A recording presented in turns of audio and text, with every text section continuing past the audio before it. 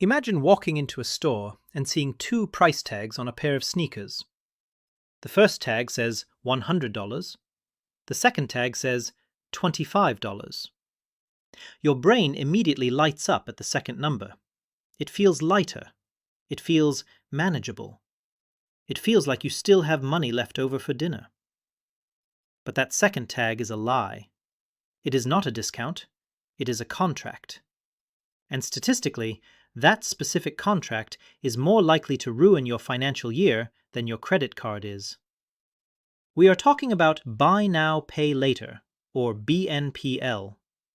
It looks like a payment hack, but if you look at the balance sheets of the people using it, it is actually a sophisticated trap designed to fragment your income until you don't know where your money went. Most people treat Buy Now, Pay Later as a harmless checkout feature. It is just 4 easy payments over 6 weeks, right? No interest, no hard credit check. It feels like a modernized version of layaway. But layaway was different.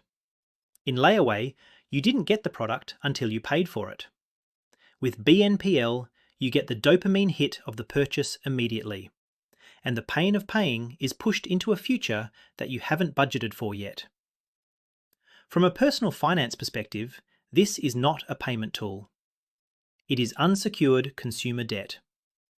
It is a short-term loan that commits your future paychecks to purchases you have already forgotten about.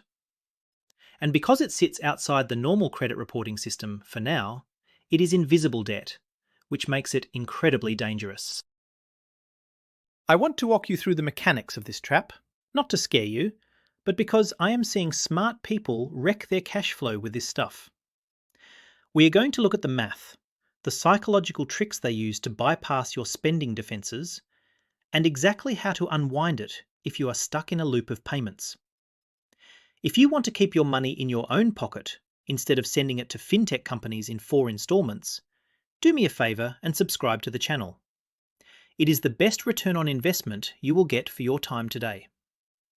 Now, let's look at how this machine actually works.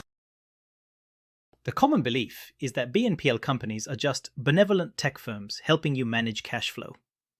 You see a $200 jacket, you click a button, and you pay $50 today. Then, every 2 weeks, they take another $50. Since there is zero interest, you might wonder how they make money. You might assume they are just banking on you slipping up and paying a late fee. While late fees are part of it, the real money is actually coming from the merchant. The store pays the BNPL provider a much higher fee than they pay Visa or MasterCard, sometimes up to 6% of the transaction. Why would a store pay that? Because they know you will spend more money if you don't have to pay for it all at once. Let's run the numbers on that. If a merchant is willing to pay a 6% fee to let you use this service, it means the service is statistically proven to make you overspend by more than 6%. The math on your side looks simple, 0% interest. But the math on their side relies on basket size increases. That is retail speak for getting you to add things to your cart that you would have put back on the shelf if you had to pay the full price today. You are not gaming the system by taking the interest-free loan. The system is gaming you by inflating your perceived purchasing power. You walk away thinking you saved cash flow, but in reality, you just committed future labour to pay for an upsell you didn't need. Here is the twist that catches people off guard. Because it doesn't look like a credit card, we don't treat it like debt. You don't get a monthly statement with a terrifying total balance. You just get little notifications. But make no mistake, you have committed future income. If you lose your job next week, that credit card minimum payment might be $25. But your BNPL payments are fixed. They don't care if your income drops. They are coming for that $50 every 2 weeks regardless. It is a high commitment, inflexible liability that masquerades as flexibility. You are locking yourself into a rigid payment schedule for a depreciating asset, like clothes or electronics, which is the opposite of building wealth. The first step to neutralizing this trap is a simple reframe. Stop calling it pay later. Call it debt. When you are at the checkout and you see that option to split the payment, imagine a bank manager standing there handing you a loan application. Because that is what it is.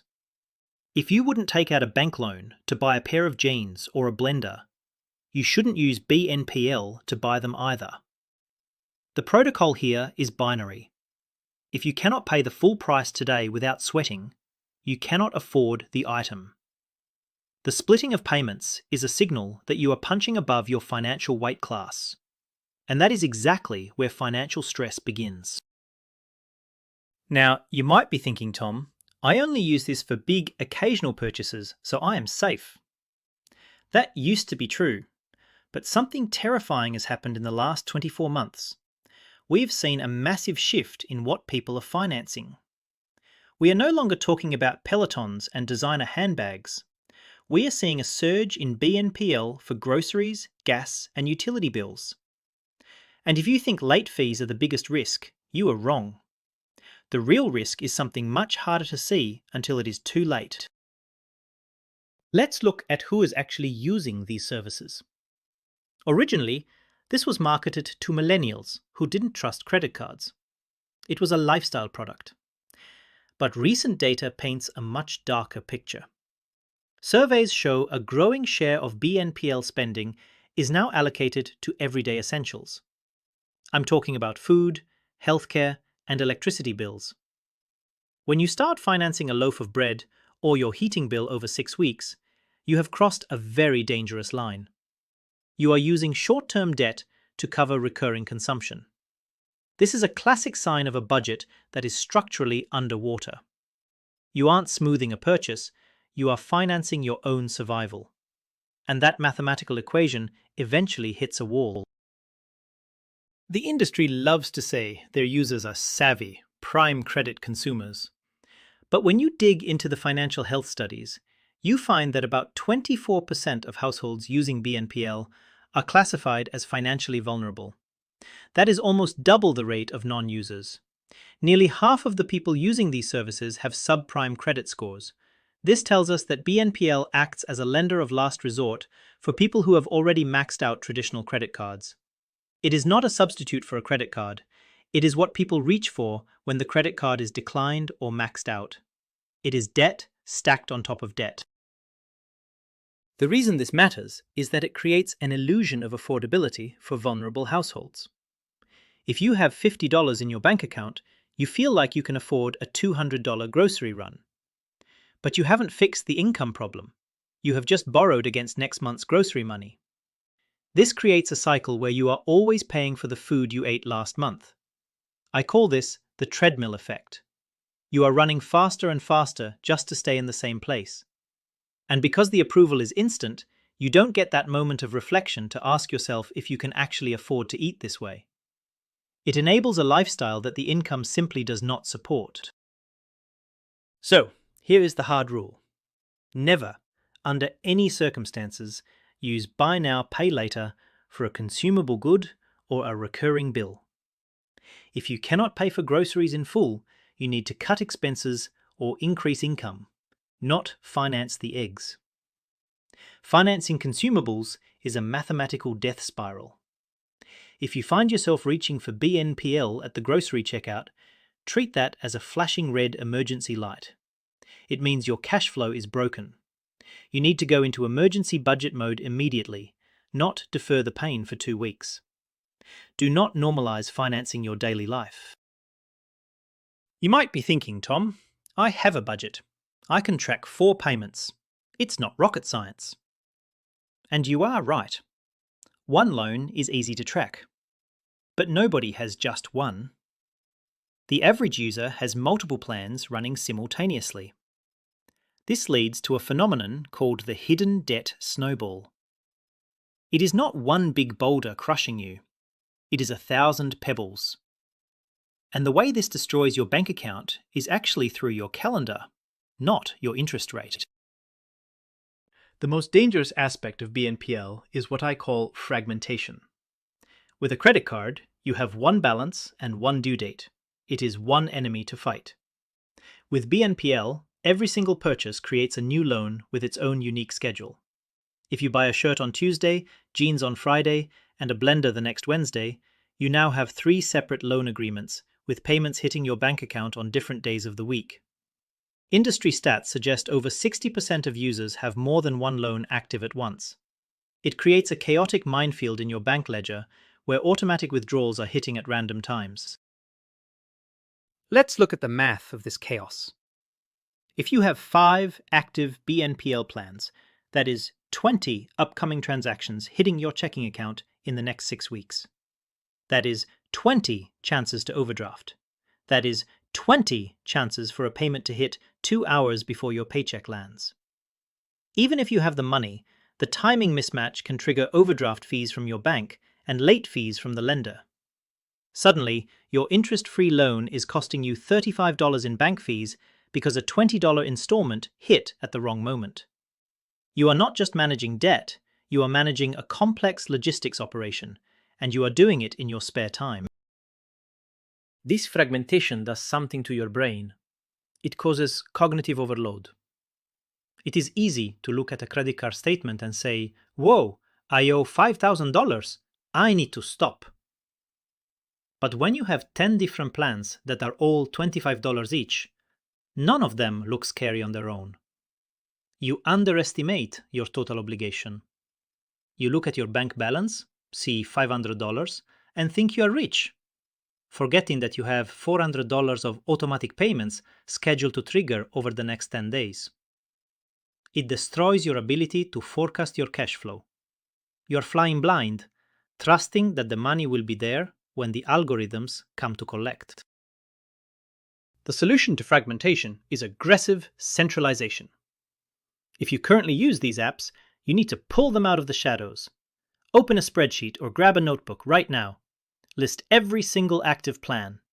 Write down the total remaining balance for each and the specific dates they pull money. Sum it up. You will likely be shocked at the total figure. Once you see the total, you stop adding to it. Your goal is to simplify. Attack the smallest plan first, pay it off early just to get it off your books, and reduce the number of automatic pulls hitting your checking account. You want fewer moving parts, not more. We have talked about the chaos, but we haven't talked about the direct cost. The marketing screams 0% interest. And technically, that is true if you are a robot who never makes a mistake. But human beings make mistakes. And when you make a mistake with BNPL, the penalty is severe. In fact, if you calculate the effective interest rate of a late fee on a small purchase, it makes credit card interest look like charity. Let's look at how expensive free money really is. The providers love to cite low default rates. They say only about 2% of loans go bad. That sounds great. But there is a huge difference between defaulting, which means never paying, and being late. From a personal finance angle, late payments are where the pain is. Recent surveys show that around 30 to 40% of BNPL users have missed at least one payment. That is a massive number. It means 1 in 3 people are stumbling. And remember, these systems are automated. If the money isn't there, the fee triggers instantly. There is no friendly call from a banker asking if you want to transfer funds. Let's do the APR math. Suppose you buy a $50 item. You split it into 4 payments of $12.50. You miss the second payment because your paycheck was a day late. The platform charges you a $7 late fee. That sounds small, right? But paying $7 to borrow $12.50 for a few days is astronomically expensive. If you annualize that cost, you are looking at effective APRs that can hit triple digits. You are paying payday loan rates for the privilege of buying a sweater. And that doesn't even include the $30 overdraft fee your bank might charge you if the payment bounces. One slip-up can turn a $50 purchase into a $90 mistake.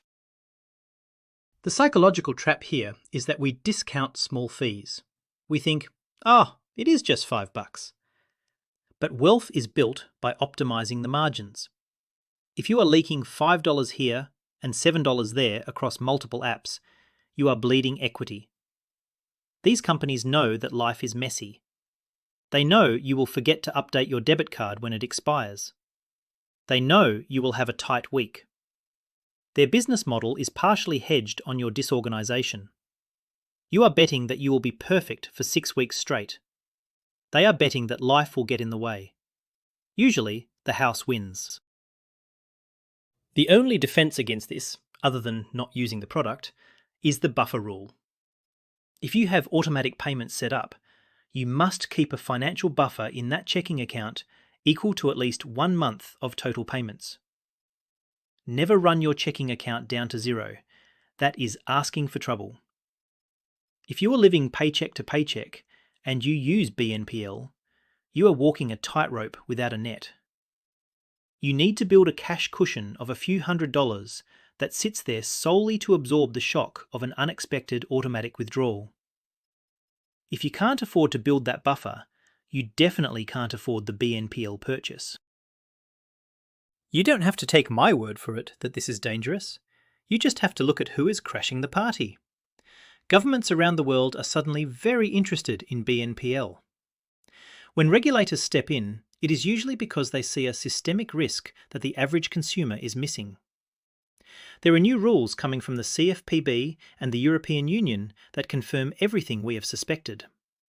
They are treating this like credit because it hurts like credit. Let's see what the big guys are worried about, because it should worry you too. For a long time, BNPL operated in a regulatory grey area. It wasn't technically a loan under old definitions, so it bypassed truth in lending laws. That is changing. The US Consumer Financial Protection Bureau recently issued guidance that applies key consumer protections to these products. In Europe, the Consumer Credit Directive is clamping down even harder. Why? Because they are seeing the data on over-indebtedness. They see young people with thin credit files getting buried in hidden debt. The fact that governments are scrambling to regulate this industry is a massive validation that this product is not as benign as the colourful apps make it look. These new rules focus on transparency and dispute resolution. Basically, if you buy something with BNPL and it arrives broken, you should have the same rights to stop payment as you do with a credit card. Before, that was a nightmare. The lender would demand payment even if the merchant ghosted you. The regulations are also looking at fee caps.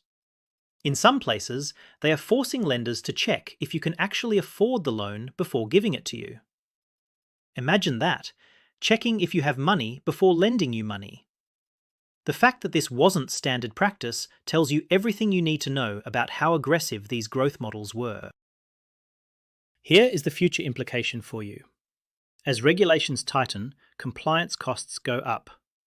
The free model becomes harder to sustain for these companies. We will likely see providers pushing more costs onto merchants, or introducing monthly subscription fees for users, or tightening approval standards. The golden age of easy, unregulated, free money is ending. And as the model changes, the costs will likely trickle down to you in the form of higher prices at the store. Merchants aren't just eating those transaction fees, they are baking them into the price of the jeans. You are paying for the financing whether you use it or not. Do not wait for the government to protect you. Regulation moves at the speed of bureaucracy. Your bank account moves at the speed of a click. You need to self-regulate. Be your own strict compliance officer. Adopt a personal policy. If a merchant offers BNPL, understand that they are paying a premium to get you to spend. Use that information to check your impulses. Ask yourself, am I buying this because I need it, or because the payment terms seduced me? You have to build the guardrails in your own head, because the app is designed to remove them. This brings us to the final showdown, BNPL versus the credit card. I get a lot of comments saying, Tom, Credit cards have 25% interest rates. Surely BNPL is safer. On paper, yes.